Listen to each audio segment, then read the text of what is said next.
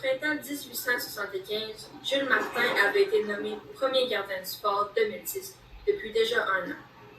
Il en était très heureux. Il vivait avec sa femme et ses 7 enfants dans la maison derrière le fort.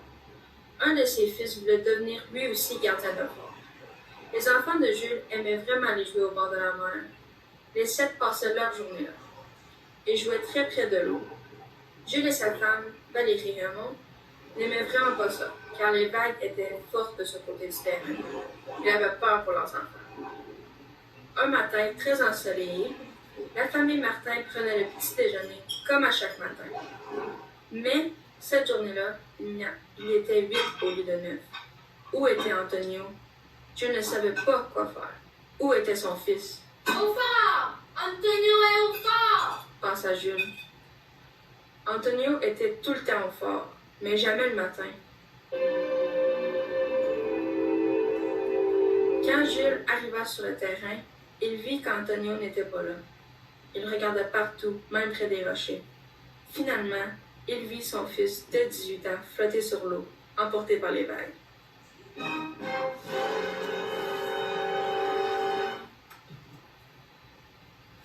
Sans même y penser, Jules plongea dans l'eau froide du printemps et alla repêcher son fils. Pour l'honorer, il cherchait l'endroit idéal pour l'enterrer. Il avait une petite colline de fleurs, étonnant pour ce temps de l'année. En creusant, il trouve le corps d'une femme. Ce corps était intact. La madame était parfaite, comme si rien ne l'avait touchée. Elle avait des cheveux bruns et très épais. Elle était très belle. Son visage était délicat, avec la peau blanche comme la neige. Un rayon de lumière verte aveugla le gardien. Jules se mit à genoux et tassa les cheveux de la femme. Il vit un collier avec un émeraude au milieu. C'était évident que c'était une moitié de collier. Il prit la tête de la madame et retira le collier de son cou. Il la sentit comme un choc.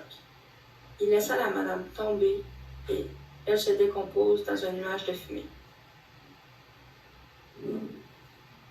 Plus rien. Le corps était devenu un tas de cendres. Surpris, Jules tomba sur son dos. Après qu'il fut calmé, il prend son fils, le met dans le trou et enterra son corps. Jules était curieux du collier. Il le mit sur son cou. Un grand flash de voile avait sorti du collier.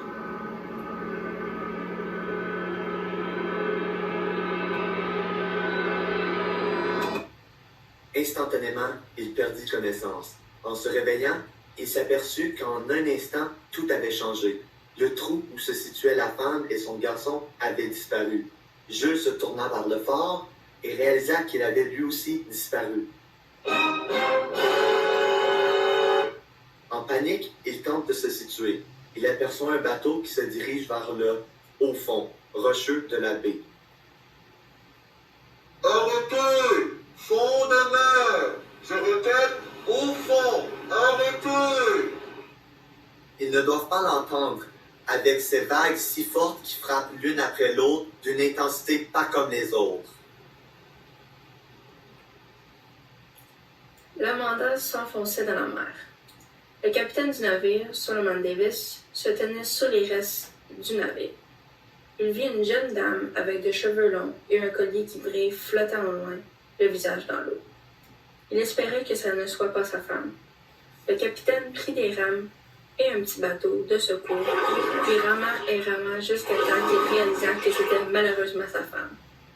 Elle était morte en se cognant la tête sur le bateau et a tombé dans l'eau glacée.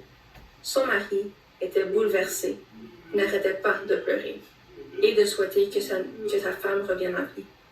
Le capitaine emmena sa femme sur la rive pour qu'elle se fasse enterrer à un endroit digne. De cette façon, il pourra lui rendre visite une fois de temps en temps. Il était désolé.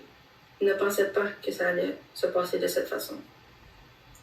Il prit le corps de sa femme dans ses bras pour la transporter jusqu'à l'étendue de magnifiques fleurs qui poussent en automne.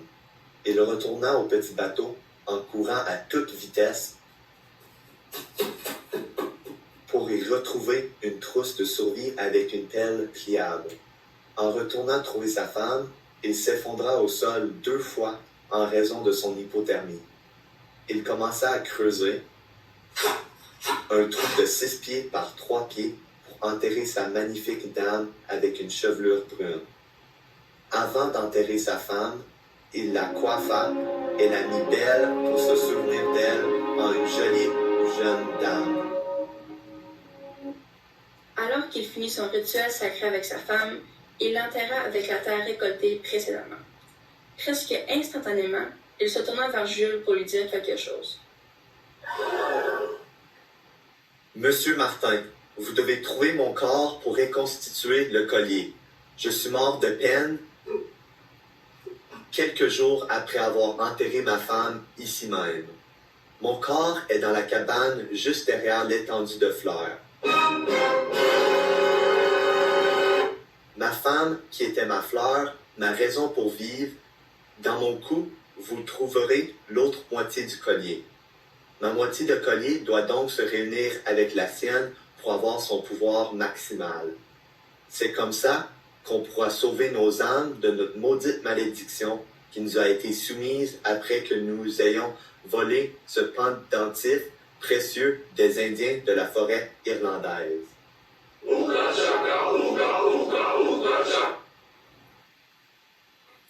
Quand Jules se réveilla à la fin de son rêve, il se dirigea directement pour trouver cette cabane. En quelques heures à peine, il trouva une vieille cabane qui, avec le temps, était en ruine. Avec difficulté, il ouvrit la porte pour trouver le corps intact du capitaine. Il vit le collier briller dans son cou. Il s'approcha et aussitôt, en retirant le pendentif, le corps se décomposa lui aussi à son tour. Quelques moments après Jules joint les deux pièces du collier, un chant au loin s'entendit.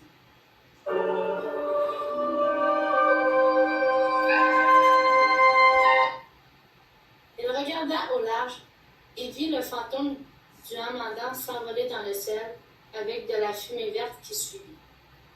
Les âmes des 40 passagers et des 17 membres de l'équipage qui lui remercia avec grand signe. Jules salua le bateau et les personnes à bord. Il plissa les yeux et vit le capitaine Davis tenir la main de sa femme et la remercia à son tour. Lui aussi. Il semblait heureux de se retrouver alors que Jules se tourna vers le fort. Il sentit la présence d'Antonio à son côté.